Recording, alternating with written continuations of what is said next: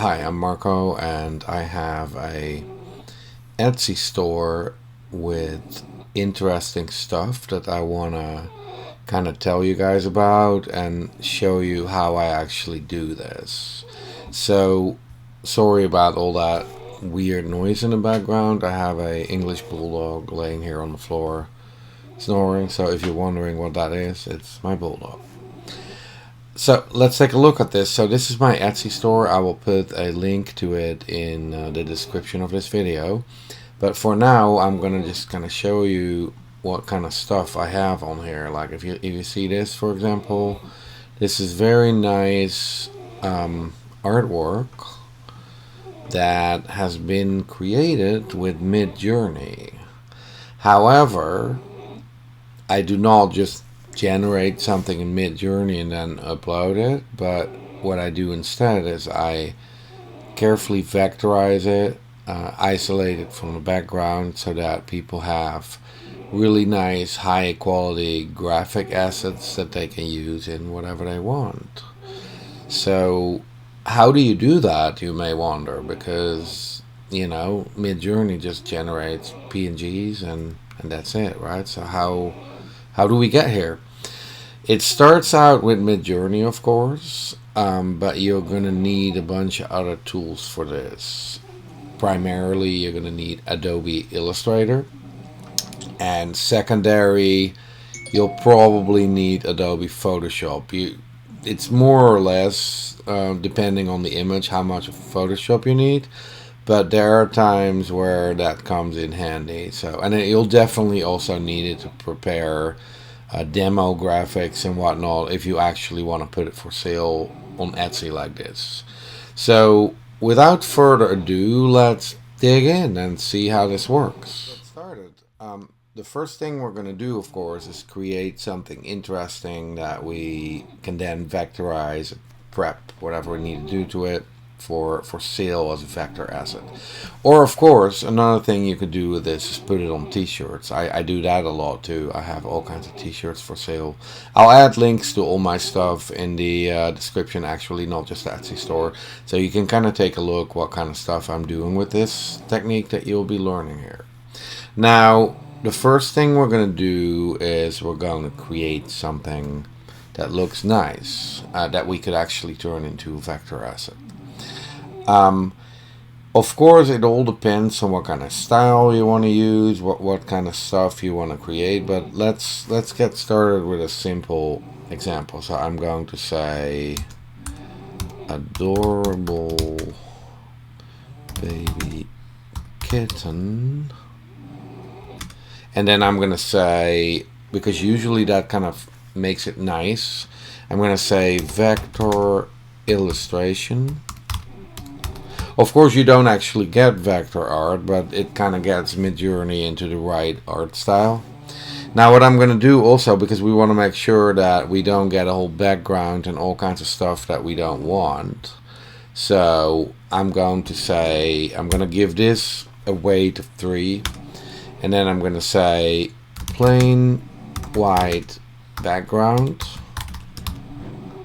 And I'm going to say black outline, and I'm going to give that more weight. I'm going to give that a 5.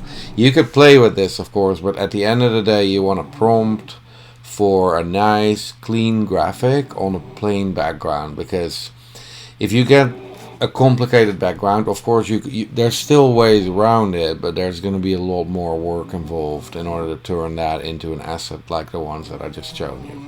So let's take a look and see what we, oh, of course, silly me, of course I have to say imagine and then put that prompt in.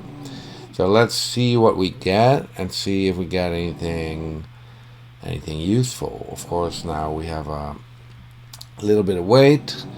While we wait, we can listen to that wonderful soothing sound of a English bulldog snoring. Her name's Daisy, and she's always here in my office, so you're just gonna have to deal with her. While we wait, ooh, there's some nice stuff coming up. I can already tell that there's gonna be something good coming out of here. So I think that one on the top left is gonna be excellent for us to work with. I like the one on the bottom left as well. Seems to be good. So 78%, we're almost there. And let's see, one more iteration, and then let's see what we got. And there we are, it's here. Okay, so there's several candidates here that we could look at. We got this one on top, and then there's one here that's a little bit more of a Sharpie line art sort of thing. I might show you both actually, but let's start out with the one on top there. I think this is good enough for this demo, so I'm gonna say upscale that one. There it is, and we can take a look at it a little bit bigger. Open in browser. I found that it doesn't really matter which version you get, but this is pretty nice, right? That's a nice little kitty. The kitty is on a white background. There's a little bit of like shading going on here that we may want to remove when we vectorize it, kind of depending on what you want to do, but I'll show that to you when we get to it. So let's copy this, copy the image, and then we're going to go to Adobe Illustrator. Alright, here we are in Adobe Illustrator. So I just copied that image and I just simply pasted it in here. This is really big. It doesn't really matter. This is all vector, so I'm just going to make this a little bit smaller. Actually, I'm going to work here outside of the artboard because that way we can distinguish white from the image versus white from the artboard easier. Now here we got this little guy selected. This is just a PNG file, so there's nothing vector about it. But we're going to turn it into vector with image trace. So you'll find this here, window, image trace. Mine's already on, so I don't have to do that, and it's right here. Now this one seems to have a decent amount of gradient, so it actually contains a lot of color, but what I'm going to do is I'm going to go for that kind of cell shaded look. So I'm just going to go with the 16 color preset, and I'm just going to wait and see what it does. Takes a little, oh, that's pretty good, right? That looks great. You kind of get that cartoony look. It's only 16 colors, but I would say it's probably plenty enough. So I'm going to go with it. I like the way that this looks. Pretty nice. Let's work with this one. So what we need to do next is we go under Object. You'll find something called Expand, because what that does, it actually sort of solidifies the tracing that you did. Because what you can do also is right now you kind of see what the tracing would do, but you can still play with some of these settings here. Like for example, this is actually worth doing, like turn down the paths all the way, because what that does, it dramatically lower, that dramatically lowers the amount of paths, the complexity of the vector. I turned it all the way down and it still looks great. So you could do the same thing with corners. I'm turning that all the way down. See if that didn't really influence anything. So down is always good because it makes the vector art less complex. Then with noise, it kind of, your mileage may vary really. If you turn it all the way down, see what happens. Sometimes playing with this gives you a better result, like a less complex result. So I'm going to go all the way up, see what that does. But usually, oh, that's not bad either. You know, it just kind of depends on what you want. But I think I'm going to go with this. Looks better to me, I think. It's a little bit more detail there, right? Okay, well, let's go with this. Anyway, you can play with all those settings. They're under advanced until you're like, hey, that looks really good. I'm gonna work on that. So now we can say expand, like I said earlier. We want to just leave all this stuff here. Don't touch it. And you can see now we actually have a vector image. Of course, the only thing is though, if you look, this is still one big thing and I can't do anything yet. And the reason why is that everything is grouped. So what we're going to do next, we're going to select it. And I've never understand why this is, but we're gonna pick ungroup here, object ungroup. For some reason that I don't know, you have to do that 3 times. I don't know why. It's very strange. But now everything's ungrouped. So now if you click anywhere, you'll see that these are all little vector bits. So you could like move this away. We don't want to actually do that, of course, but I'm undoing that. So these are all little vector bits. What we want to do here is get rid of the background because we don't want any background. So I'm going to select this background, and you can kind of see already that it traced really nicely. So I'm going to delete that, and boom.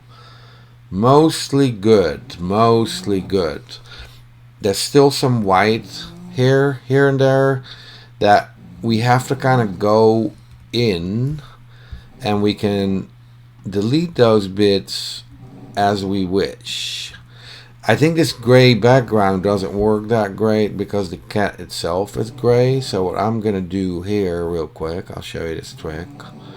I'm gonna create a big square, and I'm gonna make that square like red, and I'm gonna say object arrange send to back, and I'm gonna lock this so it's just like lock selection stuck here, and now we can play with that cat on that red background, and we can see really well what bits we probably don't want. So what we're gonna do, this can be tedious sometimes.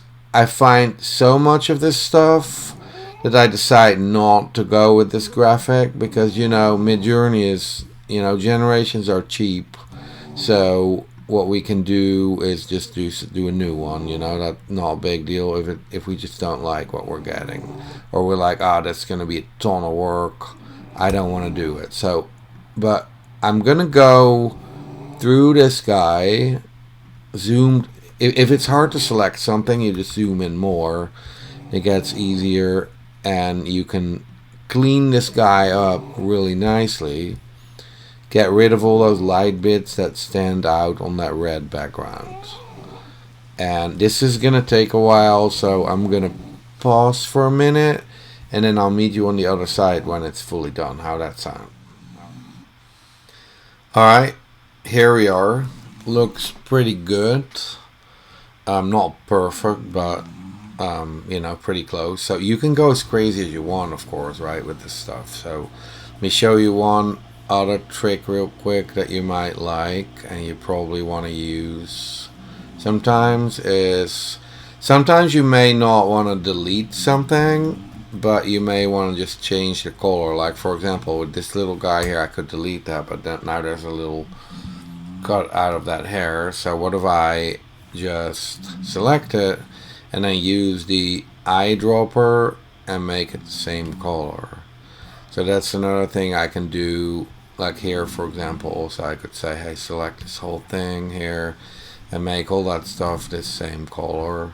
That's another way that you can make this look a lot nicer and cleaner, right? Like these little light points, we don't maybe want that, and so on and so forth. I'm gonna not keep going with this because, you know, you can go as crazy as you want. If you're a perfectionist, I would definitely encourage to, you know, go the extra mile.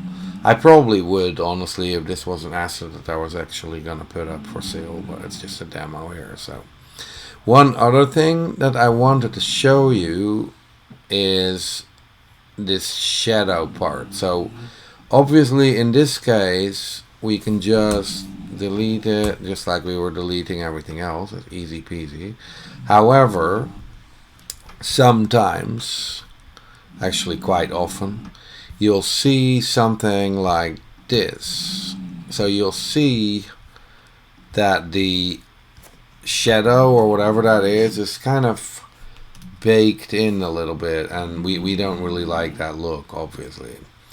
And now I can't delete it because if I were to, let me see, if I were to delete it, then I'm going to delete way more than I asked for. So what are we going to do about that? How I'm going to fix this? Well, this is how.